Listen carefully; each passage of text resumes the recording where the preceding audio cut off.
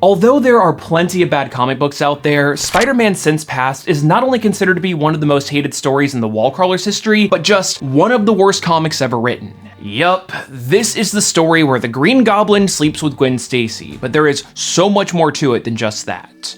Hello and welcome to Comic Drake, where I talk about comic books. My name is Drake, and today we're going to be taking a look over this monstrosity, the creative back and forth and why Marvel allowed it to be made in the first place, and the somehow even worse sequel. But before getting too far into things, I want to give a big thank you to the sponsor of today's video, World of Warships. It's a free-to-play game for PC and consoles that places you into a 12v12 arena where you can conquer the oceans with the most iconic ships in history. There's new content released every single month, which includes some wild collaborations like Transformers, Godzilla vs. Kong, and my personal favorite, Popeye. There's just something satisfying about sinking a battleship as Popeye the Sailor Man. Click the link in the description, and when you sign up, make sure to use the promo code BRAVO to get a huge starter pack, including a ship of your own, 500 doubloons, 1.5 million credits, and 7 days of premium account time, so you can hop right into the action. World of Warships has a huge community, so you'll have no trouble finding matches across all sorts of different battle types. So again, click the link in the description and use the promo code BRAVO to get started today. As always, thank you guys so much for using my links when I have them, because it seriously helps out the channel. But now, let's get back to talking about some truly terrible comics. Spider-Man Since Past was released in 2004 and was written by J. Michael Straczynski and illustrated by Mike Deodato Jr. These two have done some damn good work together, and it might surprise you that even though folks really hate this comic, JMS is actually known for being one of the best Spider-Man writers out there. See, the 90s were a weird time for the Wallcrawler. His parents were apparently not dead, but it turns out they were actually robots, there was a bunch of spider clones, and he even stopped being Spider-Man for a while and fought crime under 4 different aliases. There was a lot going on, and frankly, like most 90s comics, a lot of it was not good. But Straczynski helped make Spider-Man one of Marvel's best comics again by focusing on Peter's personal life and his supporting cast. Aunt May finally discovered her nephew's double life, and we actually got a touching issue of them reconciling all the years of lies. Instead of continuing to sell pictures himself to the Daily Bugle, JMS had Peter become a science teacher at his old high school and use his position to make a difference in his students' lives. But most importantly, Straczynski wrote a damn good relationship between Peter and Mary Jane. My good friend Alex Lennon has a great video explaining what makes JMS's Spider-Man run so great, but to quickly sum it up,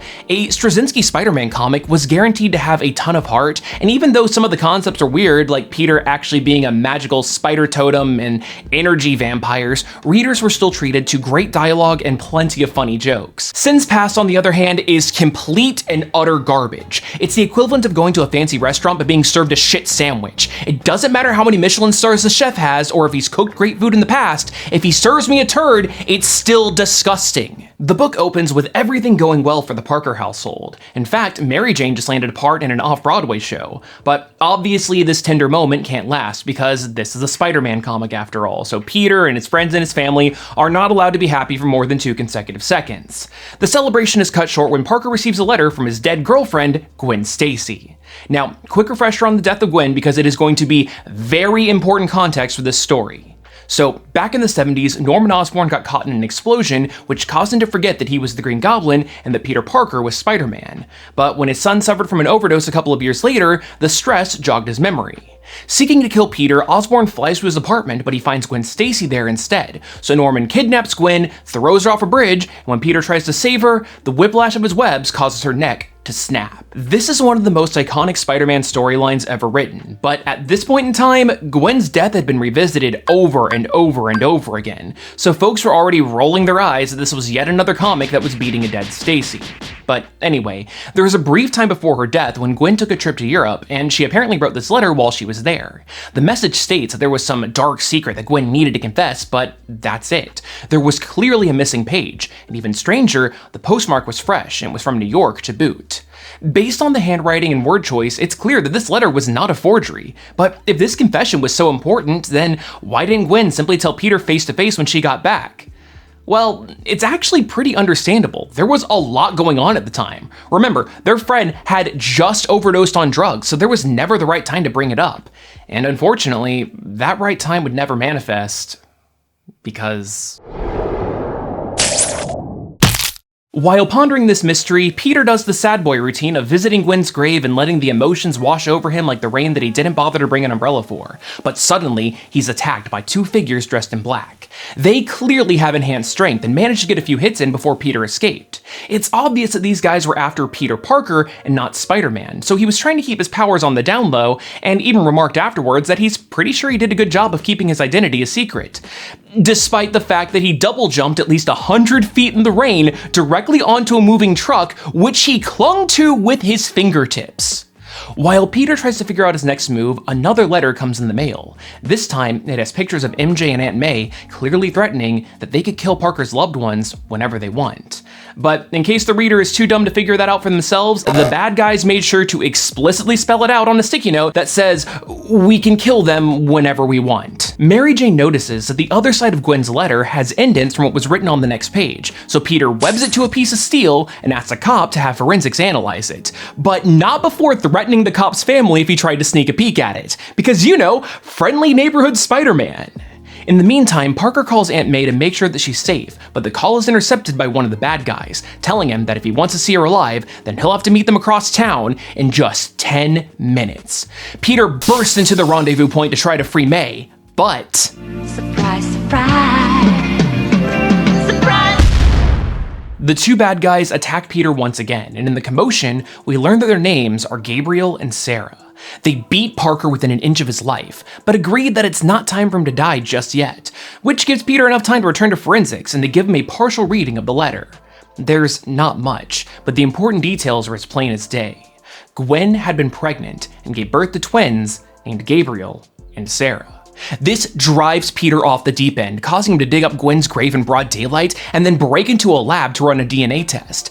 But that wouldn't be too necessary because Sarah attacks him and reveals that she is the spitting image of Gwen, right on down to the same iconic haircut and headband. Sarah says that her brother wants to torture Peter by killing everyone that he loves one by one, but all she wants to do is kill him right then and there to finally get things over with. But obviously, Parker likes not dying, so he gets on out of there. But when he returns home, Mary Jane is waiting for him and reveals that she's read both pages of the letter. Peter tries to assure his wife that he and Gwen never had sex, so the children couldn't possibly be his. But before he could finish stammering out his defense, MJ interrupts him, explaining that she already knows who the father is. Now, this comes as a total shock.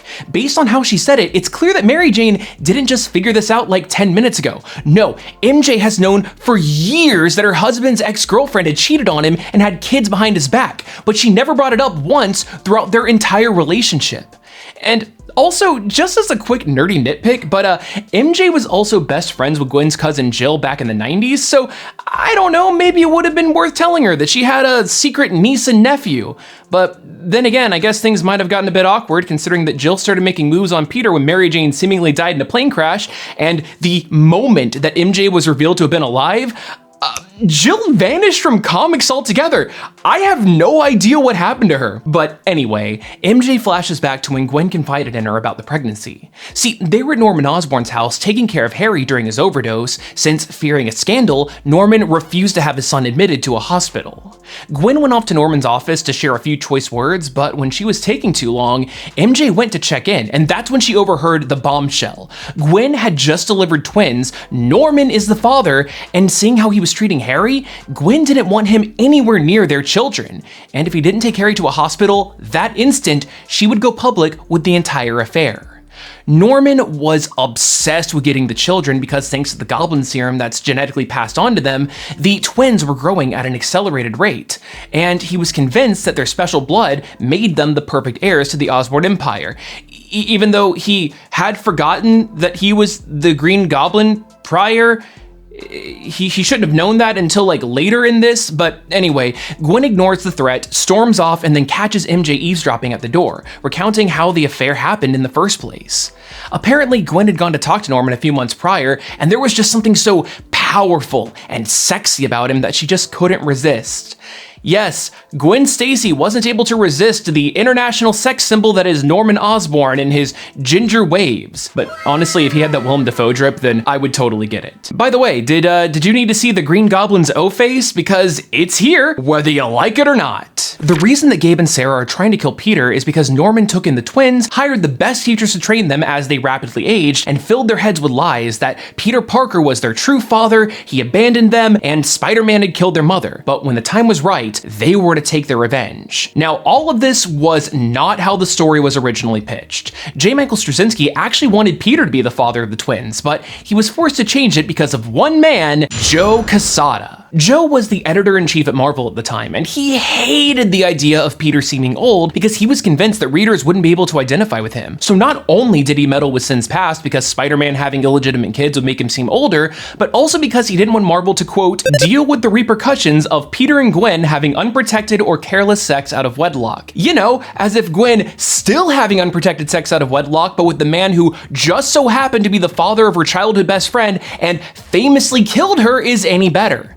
This is the same guy that also forced Straczynski to write the infamous One More Day storyline, where Peter sold his marriage to the devil, which resulted in sweeping changes to the Spider-Man continuity. Since the deal with the devil could bring Aunt May and Harry Osborn back to life and rewrite decades worth of continuity and physically change Peter so that he no longer had organic webs, Straczynski figured that if he was being forced into it, then they might as well use the story as an opportunity to get rid of Sins Past as well. But no, for some reason, Quesada absolutely needed Norman and Gwen banging to remain canon. But what makes Sins Past even worse is that much like how Peter desecrated Gwen's grave in the comic, this story devalues the legacy of the iconic 70s story by recontextualizing why Norman killed her. Instead of Gwen being at Peter's apartment and becoming collateral damage in the ongoing fight between Spider-Man and the Green Goblin, showcasing the danger that superheroes expose their loved ones to, now Norman murdered Gwen because he wanted to avoid a scandal and is jealous of her wanting Peter to raise his children instead of him.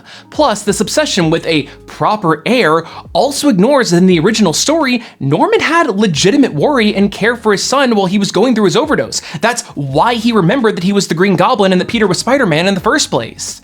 But for as much hate as Quesada gets for butchering Straczynski's story, it's not as if the original version was some sort of lost masterpiece, because in an interview, Quesada claims that Norman being the father was merely a suggestion, and that Straczynski was under no obligation to write it.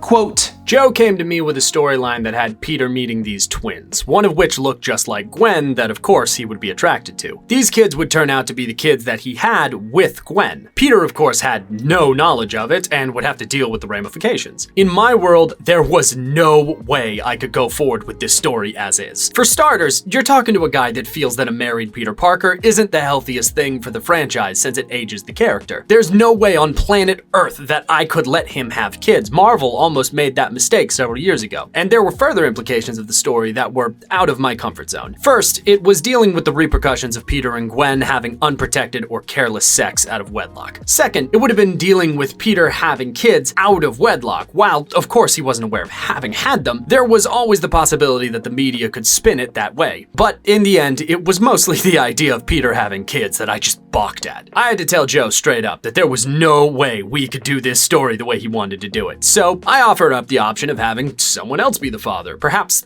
Norman. I guess the one place where my story differs from Joe is that once I gave Joe the suggestion for Norman, it was up to Joe as to whether he wanted to write that story or not. I didn't demand that he write it. If he felt that it was that bad of an idea, he could have just skipped it altogether. This conversation happened before he began writing the arc, so it wasn't like we were shifting the ground on him mid-story. So yes, I came up with the idea of Norman and still stand by it, but I assumed Joe also thought it was a cool idea. He did all the research and came back with a methodology within continuity that made it work. It was pretty damn brilliant. He wrote the heck out of the story. It's one of my favorites. I understand that fans give us flack for so many of the things that we do, but that's part of what comes with the territory of working on these very old established icons. I think we can all agree that the Norman stuff is terrible and it is hands down the worst part of Sins Past. But the idea of Peter having two adult children show up out of nowhere, one of which he is attracted to, is just so unnecessary and doesn't work. With or without the editorial meddling,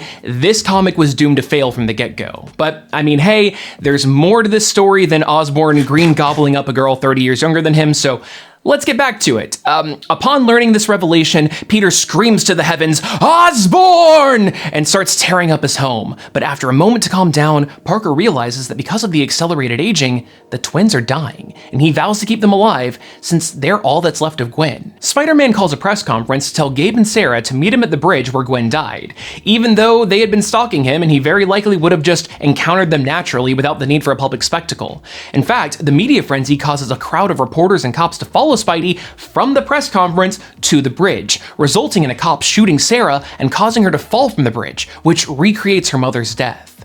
Luckily for Sarah though, Peter didn't snap her neck during the rescue because he had been running that scenario in his head over and over and over again so that nobody else he saves would ever get Stacy'd again. This might seem like some beautiful poetic storytelling, but it's been done before, even for Stacy, because remember Jill, who I talked about earlier? Well, she also has a brother and he fell from a bridge and Spider-Man saved him without killing him, so he got to redeem Gwen's death by saving her cousin. While Peter rushes Sarah to a hospital, Gabe retreats to one of Norman's old hideouts, and he's greeted by a recorded message from Osborn revealing that yes, he is their true father, and they had also left them custom goblin suits along with extra doses of the goblin serum, allowing for Gabe to become the Gray Goblin.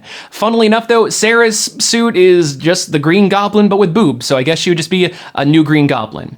Meanwhile, Sarah's having complications in surgery. She heals fast, but she has lost a lot of blood, and unfortunately, her body has rejected every transfusion due to the goblin serum that's coursing through her veins. Peter volunteers to be a donor because his blood is special too. You know, radioactive spider blood, goblin blood, same thing, right?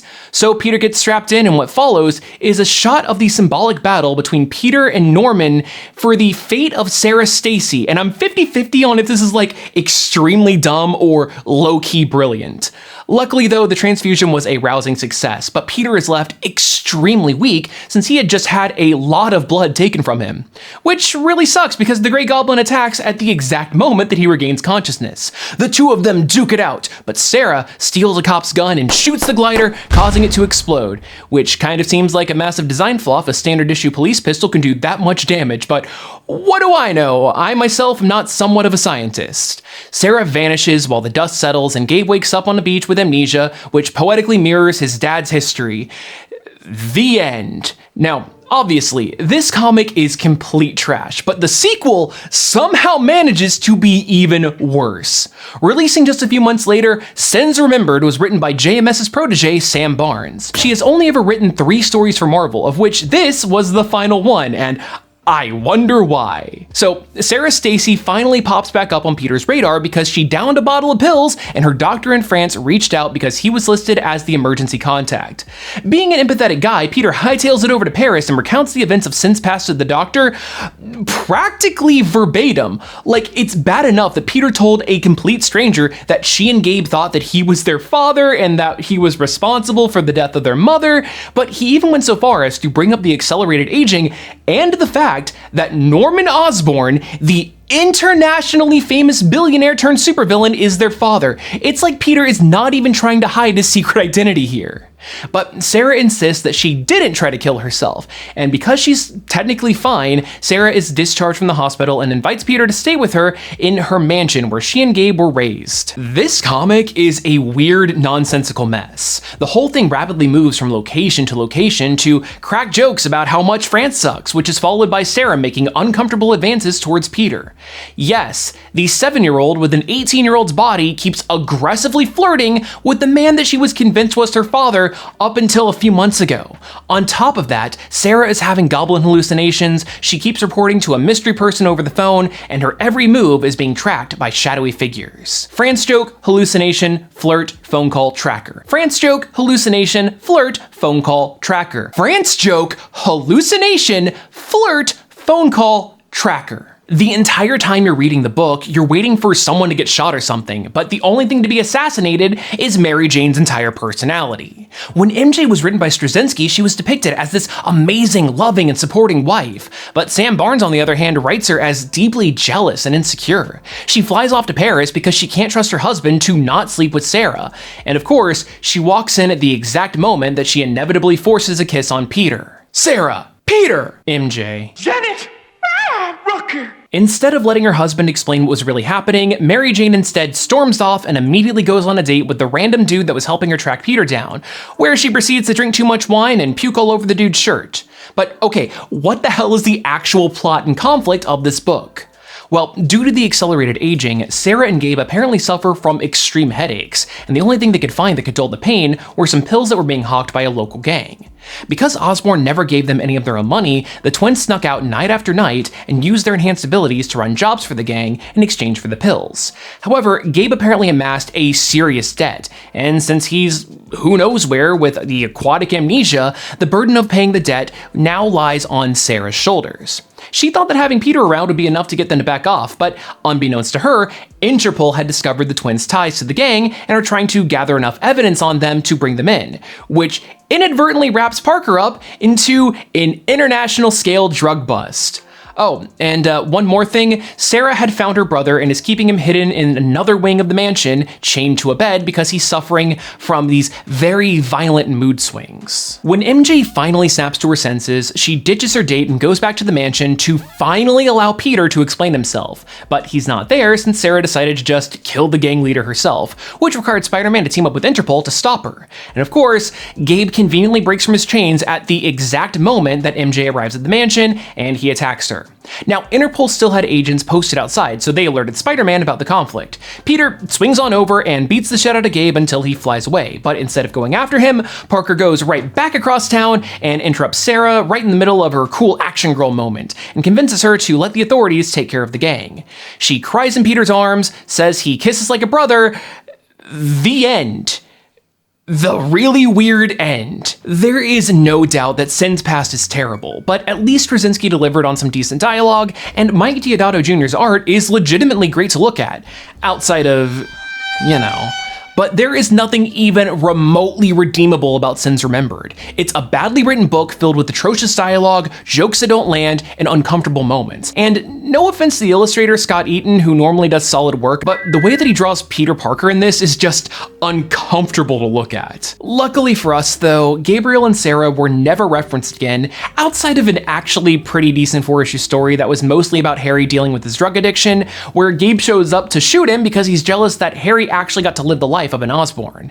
However, Marvel decided to finally lay Sins Past to rest with what is perhaps one of the craziest storylines in all of Spider-Man history. Because hey, what if Gabe and Sarah were turned into bug demons and then fused with an AI version of Harry Osborn and then team up with a guy who steals people's superpowers by shooting them with a shotgun? Sins Rising, everybody! Yeah, that is one hell of a cliffhanger for part 2, and it is certainly a doozy. So make sure to like and subscribe so you don't miss it, and if you're watching this in the future where the video is already done, then just click the button on screen and you can start watching it right now. But anyway, thank you guys so much for watching, and hopefully, I'll see you next time.